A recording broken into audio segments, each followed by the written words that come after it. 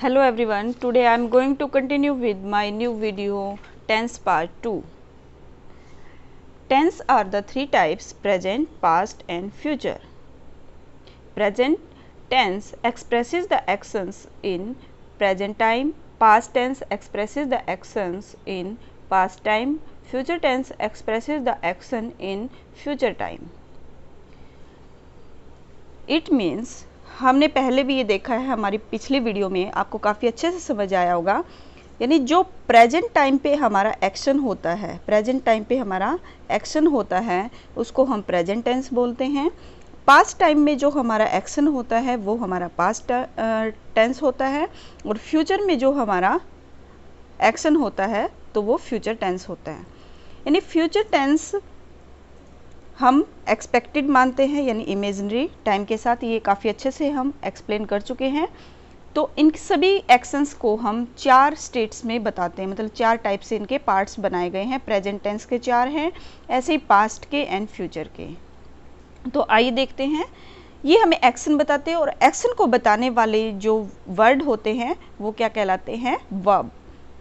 Next slide के साथ देखते हैं। प्रेजेंट टेंस के हमने चार पार्ट देखे, यहाँ पर पहले भी बता चुके हैं। प्रेजेंट मीन्स जो अभी प्रेजेंट में जो भी टाइम चल रहा होता है। प्रेजेंट सिंपल हम कर चुके हैं, आज प्रेजेंट कंटिन्यूस टेंस करेंगे। प्रेजेंट कंटिन्यूस में हमारा एक्शन है वो कंटिन्यू चल रहा होता है, यानी प्रेजेंट टाइम में जब हमारा एक्शन क्या चल रहा है? कंटिन्यू चल रहा है, तो it means this is present continuous tense. Perfect का मीन्स क्या है कि हमारा एक्शन है वो कंप्लीट अभी हो चुका है, यानी प्रेजेंट में ही अभी अभी कंप्लीट हुआ है। परफेक्ट कंटिन्यूस और परफेक्ट की बात हम अगली वीडियो के साथ करेंगे। ऐसे ही हमारा है पास्ट टेंस। पास्ट टेंस में भी हम सिंपल को पढ़ चुके हैं, जिसकी पहचान क्या थी कि पास्ट में कोई एक्शन होता है, यानी वह खाता था, करता था, तो हमारी था की सेंस में थी, यानी जो एक्शन हमारा पास्ट में कंप्लीट करते हैं, यानी वो करता था। हैबिट बताता, पास्ट हैबिट को बताने के लिए हम इसका यूज करते हैं। आज कंटिन्यूस करेंगे पास्ट का। पास्ट कंटिन्यूस मतलब पास्ट में जो हमारा एक्शन था, यानी मान लीजिए यहाँ पर ये प्रेजेंट टाइम है और इसके पीछे ये पास्ट टाइम है, तो पास्ट टाइम में जो हमारा एक्शन था वो क्या था? कंटिन्यू था। पास्ट टाइम में जो हमारा एक्शन कंटिन्यू था, तो इसका मतलब वो कौन सा टेंस है? Present continuous tense. तो परफेक्ट और परफेक्ट कंटिन्यूस की आगे बात करेंगे। ये भी ऐसे ही पास्ट में जो कंप्लीट एक्शन होता है, हो चुका होता है, उसको बताता है। आगे देखिए, ऐसे ही हमारा फ्यूचर टेंस है। फ्यूचर टेंस के भी हमारे 4 पार्ट्स हैं। तो 4 पार्ट्स में से हम फ्यूचर सिंपल कर चुके हैं। फ्यूचर सिंपल में क्या था कि हम फ्यूचर में एक्सपेक्ट करते हैं कि वो काम होगा, मैं करूँगा, वो करेगी, वो करेंगे। तो गागेगी की सेंस बताता है हमें। ऐसे ही हमें यानी फ्यूचर में जो हम करने वाले एक्शन को होते हैं, तो वहाँ पर कोई हम इसका यूज करते हैं। अब हम बात करते हैं फ्यूचर कंटिन्यूस टेंस की। फ्यूचर कंटिन्यूस टेंस क्या है? जो हमें फ्यूचर में हम एक्सपेक्ट करते हैं कि ये काम हमारा कंटिन्यू चल रहा होगा, तो चल रहा होगा यानी रहा होगा की सेंस आ गई। रहा होगा या होगी या होंगे, कर रहे होंगे, ज़्यादा के लिए हम ऐसे यूज करेंगे। फ्यूचर परफेक्ट का मतलब उस टाइम तक हम फ्यूचर में ये काम क्या कर लेंगे? अपना कंप्लीट कर चुके होंगे, ऐसे सेंस आएगी। और परफेक्ट कंटिन्यूस भी हम टाइम के साथ हमारे एक्शन को बताएंगे कि उस टाइम से उस टाइम में हमारा काम क्या हो जाएगा? कंप्लीट हो जाएगा। इसकी बात हम नेक्स्ट करेंगे। अब देखिए, इससे हम कुछ पहचान सीख सकते हैं। जैसे आप देख सकते हैं, इसमें मैंने कुछ सेंटेंसेस लिखे हैं, तो इन सेंटेंसेस को आप ध्यान से देखिएगा कैसे इनकी पहचान है। तो एक बार पीछे का मैं रिवाइज करवा दूं। सिंपल में क्या था कि प्रेजेंट में जो सिंपल था उसमें हमने क्या यूज किया था? वर्ब की फर्स्ट फॉर्म के साथ एस या ईएस। अगर नेगेटिव या इंटेरोगेशन बनाना है तो हमने डू या डज का प्रयोग किया था। ऐसे ही हमारा पास्ट टेंस की हैबिट को बताता है वो वर्ब की सेकंड फॉर्म थी। ऐसे ही हमारा फ्यूचर को जो बताता है, अगर हमें इसी का पास्ट का क्या बनाना है? नेगेटिव और इंटेरोगेटिव, तो हमने डिड के साथ यूज किया था, डिड या नोट का नेगेटिव में। फ्यूचर का हम बताते हैं तो फ्यूचर के लिए हमने किसका यूज किया था? विल और सेल के साथ वर्ब की फर्स्ट फॉर्म का यूज किया था। अब हम बात करते हैं कंटिन्यू। अगर हमारा एक्शन चल रहा है, अगर प्रेजेंट में चल रहा है तो हम क्या यूज करेंगे? पास्ट में चल रहा है कंटिन्यू, कोई काम है, एक्शन है, तो क्या यूज करेंगे? और फ्यूचर में हम कंटिन्यू कोई काम करने वाले हैं तो क्या यूज करेंगे?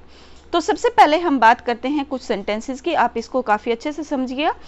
देखिए, आई एम टीचिंग, यानी आईएनजी जो फॉर्म होता है हमारे सेंटेंस में, वो हमारे कंटिन्यूटी को बताता है, यानी सेंटेंस में कोई काम है वो क्या चल रहा है, कंटिन्यू चल रहा है। ऐसी इज एम आर, ये हमारी हेल्पिंग वर्ब है, और मैंने पहले भी बताया था आपको हेल्पिंग वर्ब क्या काम करती है। हेल्पिंग वर्ब सेंटेंस में हमें टाइम को बताने का काम करती है। तो टाइम को बताने का काम कौन करती है, हमारी हेल्पिंग वर्ब। तो आप इसमें देख रहे हैं हेल्पिंग वर्ब क्या है, एम। तो एम हमारी हेल्पिंग वर्ब है। ऐसे ही आप देखिए इसमें नेक्स्ट सेंटेंस क्या है, नेक्स्ट सेंटेंस देखिए, we are reading the news. तो we are reading the news, इसका मतलब क्या है कि हम न्यूज़ पढ़ रहे हैं। तो पढ़ रहे हैं कैसे पता चला, क्योंकि हमारा आर है, इज, एम और आर और इज, तीनों चीज, इज, एम, आर, ये तीनों हमें किसकी फॉर्म बताते हैं, ये हमें प्रेजेंट की कंटिन्यू होने की फॉर्म को बताते हैं, प्रेजेंट टेंस की फॉर्म को। ये बी की फॉर्म है हमें बताते हैं, और आईएनजी से हमारा कंटिन्यू पता चल रहा है, तो यानी ये बन गया प्रेजेंट कंटिन्यूस के example.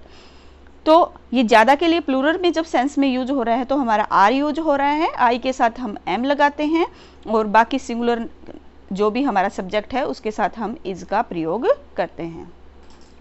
Boys were jumping, boys ज़्यादा हैं, तो हमारा ये किस में चला गया, was were. Is am are की पास्ट फॉर्म हम देखेंगे तो वोज वर होती है, तो वोज वर में जा रहा है, तो इसका मतलब ये कौन सा हो गया, पास्ट का कंटिन्यू टेंस।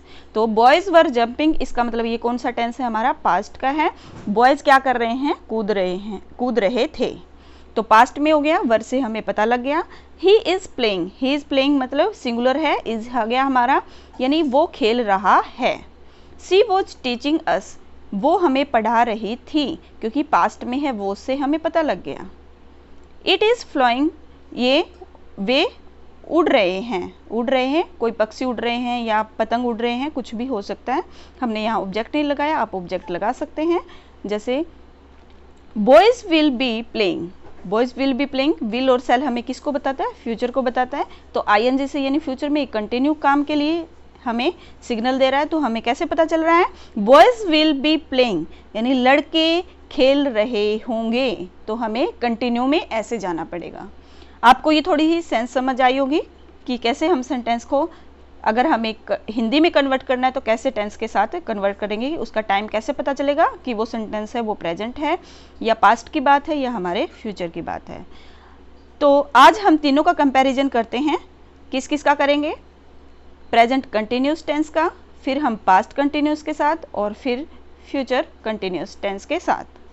मैंने बताया था पास्ट आपका जो बचपन होता है, इस टाइप के कोई एक्शन पास्ट की जो आपने काम किया है, वो प्रेजेंट में जो आप अभी कर रहे हैं, जैसे आप अभी खेल रहे हैं, कुछ भी कर रहे हैं, आप देख रहे हैं, पढ़ रहे हैं, तो आप क्या कर रहे हैं। उसके बाद फ्यूचर कंटिन्यूस, यानी उस टाइम का आप एक्सपेक्ट कर रहे हैं कि मैं ये कर रहा हूँगा, यानी उस टाइम पे मैं ये काम करता हूँगा या कर रहा हूँगा, तो ऐसी बात आती है।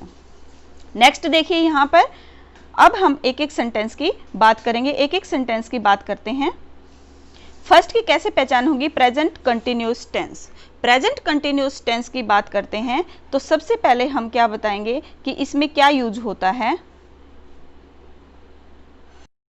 Present continuous tense, it expresses an action that is going on और in progress at the time of present, यानी प्रेजेंट टाइम पे जो भी हमारा एक्शन चल रहा है या होने वाला है उसको हम किस सेंस में बताते हैं, प्रेजेंट कंटिन्यूस की सेंस में बताते हैं। तो इसकी हमें फॉर्मेशन बनानी हो तो कैसे बनाते हैं, subject plus is am are, verb की first form ING plus object. पीछे आपने एग्जाम्पल भी देखे होंगे, कोई भी आप सब्जेक्ट ले सकते हो, जैसे आई उसके साथ इज एम आर, आई के साथ एम आता है तो एम, कुछ भी फिर आईएनजी वाली फॉर्म बना सकते हो, जैसे आई एम कुकिंग, और फिर आपका ऑब्जेक्ट है तो वो ले सकते हो। आई एम कुकिंग से भी कंप्लीट हो रहा है, आप एक्शन बता रहे हो वहाँ पर, अगर ऑब्जेक्ट है I am cooking dinner lunch कुछ भी ब्रेकफास्ट, तो उससे हमें ये पता चल रहा है कि वो क्या काम कर रहा है।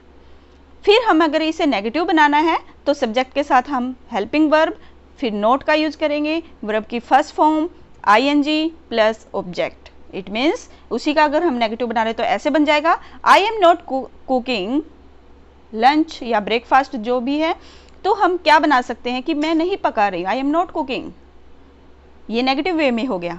अगर हमें इंटेरोगेशन में बनाना है तो हम क्या करेंगे, सबसे पहले हम अपनी हेल्पिंग वर्ब को यहाँ पर रख लेंगे। तो हेल्पिंग वर्ब क्या है हमारी, इज, एम, आर, वो भी जो हमारे सब्जेक्ट के अकॉर्डिंग आती है वो आगे रखी, फिर सब्जेक्ट, फिर वर्ब की first form ING and object, then हमारा इंटरोगेशन मार्क आ जाएगा यानी क्वेश्चन मार्क, जिससे हमारा ये सेंटेंस क्या हो जाएगा, फिर कंप्लीट होगा। तो हेल्पिंग वर्ब से जो भी हमारे सेंटेंस बनते हैं वो हमारे येस और नो को, रीजन को जानने के लिए, मतलब येस और नो के लिए बनते हैं। लेकिन हम इनके प्लेस पे क्या लगा सकते हैं सामने, व्हाट, वेयर, WH वाले जो भी वर्ड हैं जो मैंने पिछले वीडियो में बताए हैं वो लगा सकते हैं। टाइम पूछना है तो व्हेन लगा सकते हो आप, रीजन पूछना है, क्या पूछना है तो व्हाट लगा सकते हो, व्हेन का यूज कर सकते हो, ऐसे आप बना सकते हैं। तो उसके साथ बाद में फॉर्मेशन यही रहेगी, क्वेश्चन वर्ड लगाने के बाद फॉर्मेशन यही रहेगी, बस आपको वो वर्ड का यूज करना आना चाहिए। Is, am, are, subject plus not, verb की first form ING plus object, it means ये इंटरोगेशन का नेगेटिव सेंटेंस है। ये बन जाएगा am I not cooking, question mark, क्या मैं नहीं पका रही हूँ, तो आप किसी से भी कर सकते हो, ही के साथ बना सकते हो। जैसे इज ही नॉट कुकिंग, क्या वो नहीं खाना बना रहे, तो मतलब ऐसे सेंस में आ जाएगा। अब हमने ये पहले ही पढ़ लिया, आई के साथ हम किसका यूज करते हैं, हेल्पिंग वर्ब एम का, इज के साथ ही, सी, इट कोई भी सिंगुलर नेम है, आर के साथ आई, सॉरी ये आई मिस्टेक से लिखा गया है यहाँ पर, we, they, you and plural, इनका हम यूज करते हैं। प्लूरल का मीन्स होता है दो से ज़्यादा कोई भी नाम होते हैं। लेकिन हमने पता तो लग गया कि प्रेजेंट कंटिन्यूस टेंस को हम, जब हमारा क्या भी है, कोई भी एक्शन इज गोइंग फॉर्म में होता है प्रेजेंट टाइम में, तब उसके लिए यूज करते हैं। इसका यूज हम किसके लिए कर सकते हैं, it is use to indicate a planned future event, यानी जब हमें अपने फ्यूचर का प्लान करना हो, उसको इंडिकेट करना हो, अभी अभी के लिए जो हमारा अभी अभी वाला इवेंट है उसके लिए भी हम इसका यूज करेंगे। जैसे एक एग्जाम्पल दूंगी मैं आपको, we are shifting to our house new week, we are shifting to our new house next week, it means कि अभी अभी हम क्या कर रहे हैं, नेक्स्ट वीक अपना घर क्या कर रहे हैं, शिफ्ट कर रहे हैं। तो ऐसा आप बना सकते हो, यानी जब ऐसी कोई बात होती है। अब हम बात करेंगे इसके कुछ एग्जाम्पल की, काफ़ी अच्छे से ये समझ आएगा। एग्जाम्पल में देखिए जो मैंने रेड कलर से किया हुआ है, ये अलग से आपको वर्ब को मतलब पहचानने में दिक्कत नहीं होगी। आप देखिए यहाँ पर स्टार्टिंग में क्या आता है, जो भी हमारा सेंटेंस है उसमें सब्जेक्ट आ रहा है, फिर हमारी क्या आ रही है, सब्जेक्ट के बाद हमारी वर्ब आ रही है, helping verb and then main verb ING वाली, एंड फिर हमारा ऑब्जेक्ट है। तो दे आर गोइंग, यहाँ पर भी कंप्लीट हो रही है कि वे जा रहे हैं, लेकिन हमें ऑब्जेक्ट लगाया to go to school every day, वे हर रोज स्कूल जा रहे हैं। तो हमें इससे ये पता लग रहा है। मोटू इज ईटिंग एप्पल, मोटू सेब खा रहा है, एक्शन है अभी प्रेजेंट में है। अगर इसी का नेगेटिव बनाना है तो कैसे बनाएंगे, मोटू इज नॉट ईटिंग एप्पल, यानी हमारा हेल्पिंग वर्ब और मेन वर्ब के बीच में क्या आ जाएगा, नॉट, वो सेब, मोटू सेब नहीं खा रहा है। They are not going to school every day, वे हर रोज स्कूल नहीं जा रहे हैं। तो यहाँ पर भी सेम ऐसे ही। फिर देखिए इंटेरोगेशन बनाना है तो कैसे बनाएंगे, हम हेल्पिंग वर्ब को आगे ले आएंगे, आर को आगे ले आए, फिर हमारा सब्जेक्ट था they, going to school every day, question mark, क्या वे हर रोज स्कूल जा रहे हैं, यानी प्रेजेंट में आपने क्वेश्चन किया है। अब बात आ रही है नेगेटिव में, अगर आपने क्वेश्चन मतलब नेगेटिव इंटेरोगेशन बनाना है तो कैसे बनाओगे, they are not going to school every day, हमारा सिर्फ सब्जेक्ट के बाद क्या आ जाएगा, नॉट आ जाएगा। इट मीन्स क्या वे हर रोज स्कूल नहीं जा रहे हैं, तो आपने ऐसे किसी से क्वेश्चन पुट किया है। अगर आप इसको रीजन वाला बनाना चाहते हो तो आप सामने लिख सकते हो कुछ भी मतलब क्वेश्चन वर्ड, तो उससे भी आपकी फॉर्मेशन हो सकती है जो हम क्वेश्चन वर्ड वाले इंटेरोगेशन बनाते हैं। अब देखिए आगे past continuous tense. Past continuous tense में हम पहचान देख लेते हैं, जो हमें पास्ट के अंदर कंटिन्यू एक्शन होने की बात करता है, यानी पास्ट में जब हमारा एक्शन क्या चल रहा है, कंटिन्यू चल रहा है। पास्ट में हम उस साल ये काम कंटिन्यू कर रहे थे, मेरा मकान बन रहा था, ऐसे तो रहा था की सेंस आ जाती है इसमें, ठीक है। तो फॉर्मेशन क्या होगी, सब्जेक्ट के साथ हम लगाएंगे वॉज एंड वर, ये हमारा सिंगुलर और प्लूरल के हिसाब से। वॉज हमारा लगता है आई, ही, सी, इट, नेम सिंगुलर कोई भी हो, यानी एक पर्सन का नाम हो। वर किसके साथ लगेगा, हमारा प्लूरल, यानी दो से ज़्यादा नाम, दो या दो से ज़्यादा, एंड वी, दे, यू के साथ, ये सेकंड पर्सन है हमारा, और ये फर्स्ट पर्सन का पार्ट है प्लूरल सेंस में, इसके साथ भी लगेगा। अगर हमें नेगेटिव बनाना है तो फिर वही बात हमारी मेन वर्ब और हेल्पिंग वर्ब के बीच में क्या आ जाएगा, नॉट आ जाएगा। तो subject plus was were plus not plus verb की first form ING plus object. Interrogation बनाना है तो फिर क्या करेंगे, हेल्पिंग वर्ब को हम आगे ले आएंगे प्लस सब्जेक्ट एंड वर्ब की first form ING plus object, then ये कंप्लीट हो गया इंटेरोगेशन से। ऐसे ही हमें इंटेरोगेशन में अगर नेगेटिव बनाना है तो कैसे बनाएंगे, वॉज वर्ब को आगे रखेंगे, फिर सब्जेक्ट, फिर हमारा सब्जेक्ट के बाद नोट, वर्ब की first form ING and object, यानी फिर ऐसे हमारा इंटेरोगेशन में नेगेटिव बन जाएगा। इसका मतलब है पास्ट कंटिन्यूअस टेंस का यूज हम कहाँ करते हैं, it expresses an action that was going on, was going on मतलब जो पास्ट में काम चल रहा था, continue at the time point of time in the past, यानी सम जो पास्ट में जो टाइम था हमारा उसमें कंटिन्यू हमारा काम चल रहा था, तो उसको एक्सप्रेस करने के लिए हम इसका यूज करते हैं। इसके कुछ एग्जाम्पल देखते हैं, बेटर वे में आपको समझ आएगा।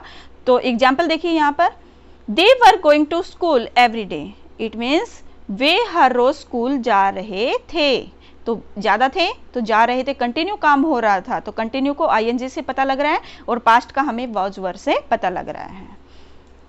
मोटू वॉज ईटिंग एप्पल, मोटू सेब खा रहा था, सिंगुलर था इसलिए वॉज आ गया। Motu was not eating apple, negative आ गई ये, तो नेगेटिव में क्या हो गया, हमारा नोट आ गया हेल्पिंग वर्ब और मेन वर्ब के बीच में, तो इससे पता लग गया हमें कि मोटू सेब नहीं खा रहा था। They were not going to school every day, वे हर रोज स्कूल नहीं जा रहे थे, तो नहीं वाला ये इसी का नेगेटिव सेंटेंस बन गया। सेम ऐसा ही रूल है। फिर हम इंटेरोगेशन बनाएंगे तो हेल्पिंग वर्ब को पहले ले आएंगे, वाज वर्ब को जो भी है हमारा, तो वर फिर सब्जेक्ट दे, इसके अकॉर्डिंग हमारा ये आएगा कि हमें एक पर्सन की बात करनी है या ज़्यादा की करनी है, सिंगुलर प्लूरल, उसके अकॉर्डिंग हम स्टार्टिंग में हेल्पिंग वर्ब यूज करेंगे।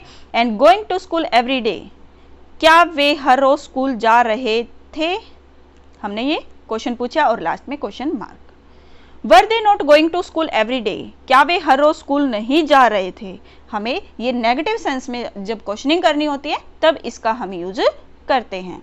तो आपको इससे काफ़ी समझ आ गया होगा। अगर आपको क्वेश्चन वर्ड से कोई सेंटेंस बनाना है आपका, तो आप यहाँ पर क्वेश्चन वर्ड का स्टार्टिंग में यूज कर सकते हैं। वो आपको देखना है कि क्या पूछ रहे हो, टाइम पूछ रहे हो किसी चीज़ का, भाई कब से कब ये हो रहा था तो व्हेन लगाओगे, रीजन पूछ रहे हो तो वाई लगाओगे, व्हाट लगाएंगे, और फिर WH वाले जो भी वर्ड होते हैं हमारे वो लगा सकते हैं, या हाउ लगा सकते हैं, whom लगा सकते हैं। आप पिछली वीडियो में काफ़ी अच्छे से समझ भी गए होंगे, तो आप इसको बना के भी देख सकते हैं। आगे देखिए फ्यूचर कंटिन्यूअस टेंस, इसकी भी बात करते हैं। फ्यूचर कंटिन्यूअस टेंस क्या है, जो हमें फ्यूचर के बारे में बताता है। फ्यूचर के बारे में कैसे बताता है, यानी फ्यूचर में जो एक्शन चल रहा होता है, it expresses an action that will be going on, यानी अभी होने वाला है, विल बी गोइंग ऑन मतलब कंटिन्यू होगा फ्यूचर में, eight the time of future. तो हम उस चीज़ की बात करते हैं, यानी जब मैं बूढ़ा हो जाऊंगा तो ऐसे बैठ के सोचूंगा, ऐसे करूंगा, इस टाइप की कोई बात, ठीक है। तो इससे हमें समझ आ रहा है, यानी प्रेजेंट में हमने क्या देखा कि हमने is am are helping verb का यूज किया क्योंकि वो हमें टाइम को बता रही थी। फिर पास्ट में हमने वाज वर्ब का यूज किया। ऐसे ही हम फ्यूचर में किसका यूज कर रहे हैं, विल और शैल बी का यूज कर रहे हैं। तो ये हमें टाइम को बताती है। आईएनजी फॉर्म किसको बताती है, कंटिन्यूटी को बताती है, वो हमारी तीनों टेंसेज में सेम रही, तो इससे हमें ऐसे ईजिली पहचान हो जाती है। आई थिंक काफ़ी अच्छे से आपको समझ आ रहे होंगे, क्योंकि कंपैरिजन करके पढ़ने से हमें काफ़ी कुछ समझ आता है। और ऐसे ही हमारे चैनल के साथ जुड़े रहिएगा, अपना प्यार बनाए रखिएगा, काफ़ी अच्छी लर्निंग आपकी होने वाली है। तो आप ज़्यादा से ज़्यादा शेयर करिए ताकि हमें काफ़ी ज़्यादा मोटिवेशन मिले, आपके लिए कुछ और अच्छा, कुछ नए तरीके से और लेके आए स्टडी मटेरियल। तो देखिए अब यहाँ पर फ्यूचर कंटिन्यूस टेंस में क्या है, subject plus will sell. Will sell का यूज पिछली वीडियो में मोडाल्स में भी देख चुके हैं, और आप सिंपल टेंस जो हमने किए थे प्रेजेंट, पास्ट एंड फ्यूचर के, उसमें भी देख चुके हैं। अगर नहीं देखिए तो जरूर जाके देखिए एक बार, क्योंकि उसके बगैर ये समझ नहीं आएगा, उसको भी देखिए जरूर अच्छे से। बी प्लस वर्ब की first form ING and object, तो कंटिन्यू आईएनजी को बता रहा है, वर्ब की फर्स्ट फॉर्म के साथ, बेस फॉर्म के साथ हम लगा सकते हैं। विल सेल भी हमारा फ्यूचर को बता रहा है। अगर नेगेटिव बनाना है तो कैसे बनाएंगे, सब्जेक्ट विल सेल नोट, क्योंकि हेल्पिंग वर्ब के बाद नोट, और फिर हमारा आ जाएगा बी प्लस वर्ब की first form and ING plus में हमारा फिर क्या आ जाएगा, ऑब्जेक्ट। ऐसे ही इसका इंटेरोगेशन बनाना है, तो इंटेरोगेशन को आप कैसे बनाएंगे, इंटेरोगेशन को देख लीजिए। विल सेल हमारा पहले आ जाएगा सब्जेक्ट के अकॉर्डिंग। मेनली हमने यही बताया था कि सेल का प्रयोग आई और वी के साथ होता है ज़्यादातर, लेकिन विल का प्रयोग ज़्यादा होने लगा है, तो आप इसका परमानेंटली यूज भी कर सकते हैं, आपका गलत नहीं होगा। तो कम पॉसिबिलिटी के साथ हम सेल का यूज करते हैं, और ज़्यादा पॉसिबिलिटी हो और ज़्यादा एक्शंस बताने हो तो विल का ही यूज करते हैं। सेल का तो यूज बहुत कम होता है। फिर subject plus be plus verb की first form ING plus object and interrogation mark. Will subject be plus verb की first form ING object plus question mark लगाएंगे तो ये हमारा इंटरोगेशन बन जाएगा, यानी हमने किसी से क्वेश्चन क्या किया, पुट किया है। ऐसे ही इंटरोगेशन में अगर नेगेटिव बनाएंगे तो कैसे बनाएंगे, विल सेल फिर subject and not be plus verb की first form ING and object, क्योंकि हमें पता है कि सब्जेक्ट के बाद क्या आएगा, हमारा नोट आएगा। तो इससे हमें पता लग रहा है ये फ्यूचर का नेगेटिव है, यानी इंटरोगेशन का, सॉरी फ्यूचर इंटरोगेशन का नेगेटिव सेंटेंस है, तो हमें ये पता लग रहा है। कुछ एग्जाम्पल में हम इसकी पहचान कर सकते हैं, आप याद रखिए कहाँ पर क्या आएगा, बस फॉर्मेशन याद होनी चाहिए, बाकी टेंस बिल्कुल ईजी है। देखिए यहाँ पर इन एग्जाम्पल से समझ सकते हैं, जैसे कि ये बात आ रही है, they will be going to school every day, यानी दे विल बी यानी फ्यूचर की बात की गई है, कंटिन्यू होने की, वे हर रोज स्कूल जा रहे होंगे, यानी अभी आप सोच सकते हो कि कोरोना वायरस ठीक होता है तो हम हर रोज स्कूल जा रहे होंगे, ठीक है ना, तो ये हमारा क्या है, फ्यूचर टेंस है। I shall be eating apple, मैं सेब खा रही होंगी, कंटिन्यू बता रहे हैं। I shall not be eating apple, मैं सेब नहीं खा रही होंगी, यहाँ पे आई था तो मैंने शैल का यूज किया है।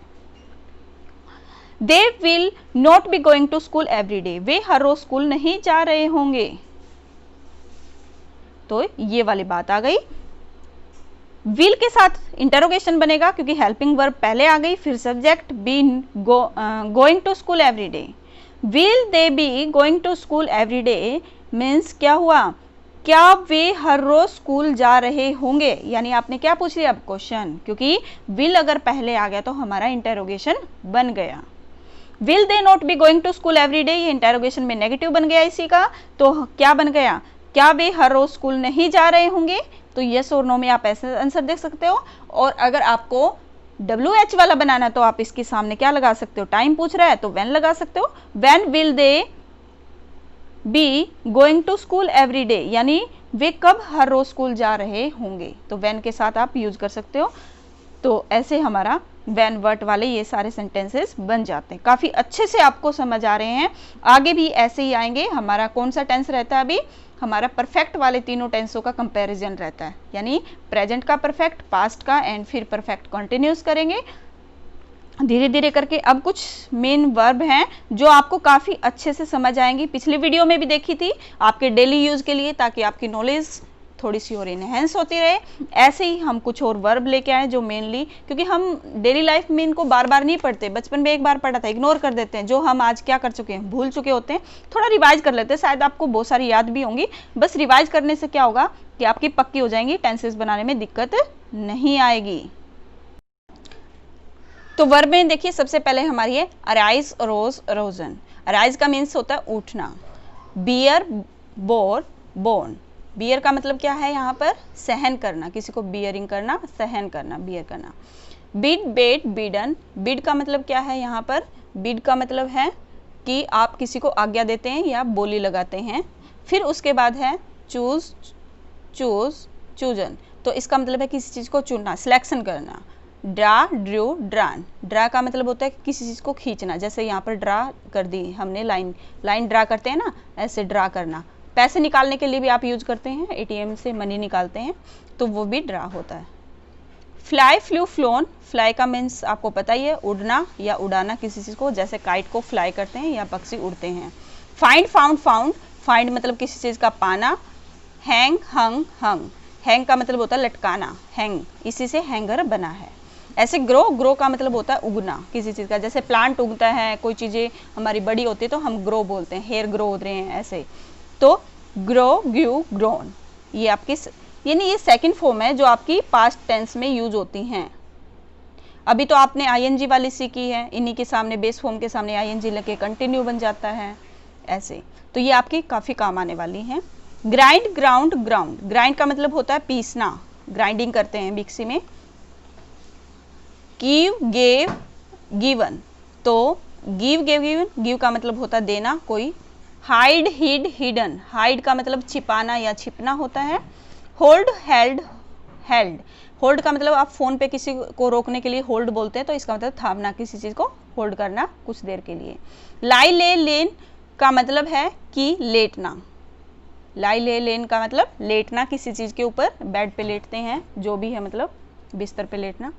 राइड, रोड, रीडन, राइड मीन्स होता है सवारी करना, सवारी करते हैं ना, हॉर्स राइडिंग वगैरह से। राइज, रोज, रीजन, राइज का मतलब होता है उठना या उगना। सी, सा, सीन, देखना होता है, सी का मतलब आप इसके लिए यूज करेंगे। सेक, सुक, सेकन, सेक का मतलब हिलाना, जैसे आप मेडिसिन लेते हो, दवाई लेते हो कोई पीने वाली, तो उस पर ऑलमोस्ट लिखा देखोगे ये वर्ड, उसमें लिखा होता है सेक बिफोर द यूज। इसका मतलब है कि यूज करने से पहले आपको क्या करना है, बोतल को सेक करना है, हिलाना है, ताकि वो मिक्स हो जाए अच्छे से, तो वो सेक होता है। साइन, शोन, शोन, साइन का मतलब होता है चमकना, कोई चीज चमकती है तो उसके लिए साइन बोलते हैं, साइनिंग वर्ड साइन का। शूट, शॉट, शॉट, शूट का मतलब क्या होता है, किसी को जैसे गोली मारना, शूट करते हैं, कोई फोटो निकालना, ऐसे शूटिंग करते हैं, फोटो को भी बोलते हैं। श्रिंक, श्रंक, श्रंक, तो श्रिंक का मतलब होता है सिकुड़ना, यानी जहाँ पर सिलवटें आ जाती है, जैसे कपड़े में सिलवटें आती हैं तो वो होता है। ओल्ड एज में हमारी स्किन पे भी श्रिंकिंग आ जाएंगी, मतलब उसको व्रिंकल्स बोलते हैं, लेकिन यहाँ पर कपड़े से रिलेटेड हो, किसी में सिलवट आ जाए तो उसको श्रिंक बोलते हैं। सिट, सेट, सेट, सिट का मतलब आपको पता ही है बैठना, तो उसके लिए हम ये फॉर्म यूज करेंगे। तो काफ़ी आपको ये रिवाइज भी हो गई इस बहाने। तो ऐसी कुछ हम लेते रहेंगे अपनी इंग्लिश की वीडियो में जब तक ये वर्ब चलती रहेंगी, ताकि आपको कुछ अच्छे से क्या हो जाए, याद हो जाए।